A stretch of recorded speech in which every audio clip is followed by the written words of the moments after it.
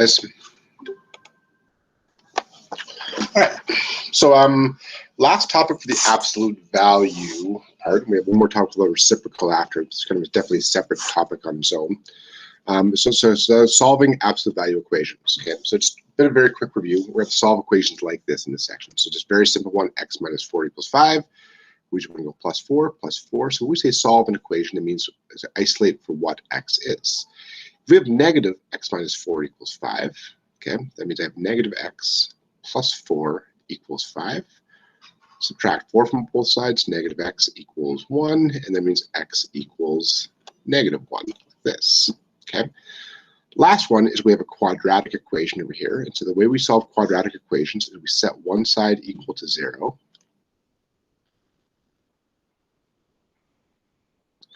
Like this, and we can factor it.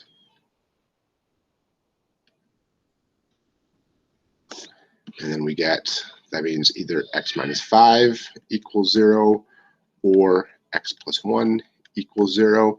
And that means we have x equals 5 or x equals negative 1. Okay, so that's when we how we just kind of quick review on the types of equations that we're going to have to solve in this section over here. Okay, so solve the absolute value of x minus 4 equals 5 by examining cases. Okay, so similar to the last two examples we saw over here, but now we have the absolute value sign. Now, the idea that's coming from, well, just off the side here, how do I get an answer of 5 using absolute values? Well, there's two ways. It's either this is true or this is true. So either the part inside the absolute value sign is negative or it's positive. So when we say examining cases, well, it could be this situation over here. Typically, we call this one case 1, where the part inside is positive, or it's this case over here where the part inside is negative and is made positive like this. So we say by examining cases, we go case 1, and that means just that this part is positive. That means x minus 4 equals 5. Okay, now case 2 is going to be where this part inside is negative. That means it's negative x minus 4 equals 5. So that's kind of this case over here, right? So the part inside is a negative value, so we're just going to take a negative the whole thing, and that's what equals to 5. So this one, if I add 4 to both sides, I get x equals 9. Case 2 is negative x plus 4 equals 5, and negative x equals 1, and x equals negative 1. Okay, so we have this solution and this solution. Now, one thing that we need to make sure, like, if you remember back to the radicals unit and actually in the rationals unit as well, we have something we called extraneous roots. And those were happening when sometimes we have answers which just don't work, okay? So for absolute value equations, like we did in rationals and in radicals, we need to perform a check on these solutions over here as well. So if I check my solution of x equals 9, that's absolute value of 9 minus 4 equals 5.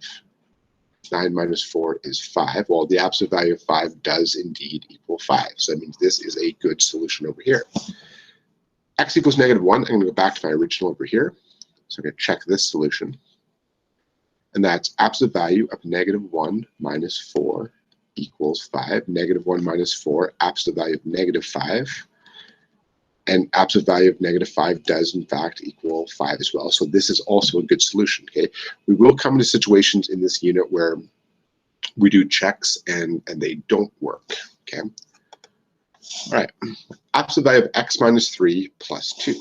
Okay, so first thing we're going to do is like we do with a lot of equations, we're trying to get x by itself. So I can just take this 2 over here and I can bring it to this side. That means I have x minus 3 equals negative 2. Well, hopefully you see over here that there's going to be no solutions here, because if we take an absolute value of anything, we're never going to get a negative number. Okay, but let's kind of just work through this one here. So case 1 is just we're going to keep this part as positive. So it's x minus 3 equals negative 2. And then case 2 is negative of x minus 3 equals negative 2. Now, both these cases are going to give us solutions here. When we do it algebraically, add 3 to both sides, that means x equals 1. And we have negative x plus 3 equals negative 2. Negative x equals negative 5. That means we get x equals 5 like this. Okay, so we get these two solutions. But when we do our check, let's check x equals 1. Well, 1 minus 3 equals -2. This is absolute value of -2 equals -2. Well, 2 does not equal -2. Therefore, this is extraneous. And we need to exclude this as one of our solutions. Same thing if I check x equals 5 over here. 5 minus 3 equals -2. So again, this is absolute value of 2 equals -2. 2 equals -2. Again, this is false. So that means this is an extraneous solution as well. Okay, so we're going to get situations like this in this section as well.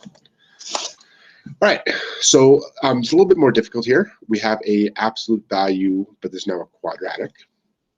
So we're going to solve this with cases as well. So case 1 is that this part is just positive. That means x squared plus 3x equals 2. And then case 2 is negative x squared plus 3x equals 2. So we have to solve both of these situations over here. So case 1, I'm just going to set one side equal to 0. X squared plus 3x minus 2 equals 0. This is going to be an unfactorable situation, so we have to use quadratic formula.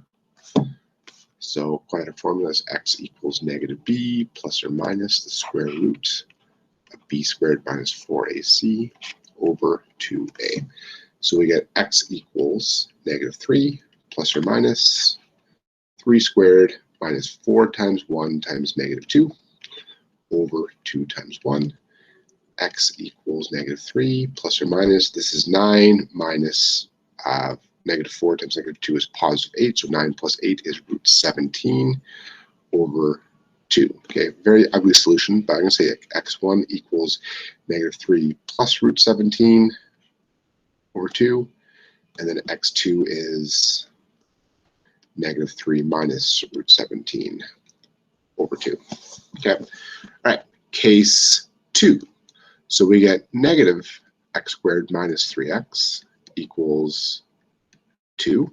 I'm just going to bring all this guy to this side now. So this is 0 equals x squared plus 3x plus 2. This guy is factorable, fortunately. So we get 0 equals x plus 2, x plus 1. So I'm going to say x3 is -2, and x4 is -1. Okay, I'm running out of room over here, guys, and just don't keep the video too long. But the last thing we need to do is we need to check each solution, and I'm going to let you go ahead and do that. And when I say this, guys, just for this one, figure out what the decimals are. Take a decimal to 3 or 4 decimal places for this one, and then plug those into this side, and just see if they actually work. And I think for this one, you're going to find that all 4 of these ones are going to work. Okay, so there can be 4 solutions this one, but we do need to make sure that we're checking all 4 solutions as well. Okay, all right, guys, I hope this makes sense, and I will see you in the next video. Bye.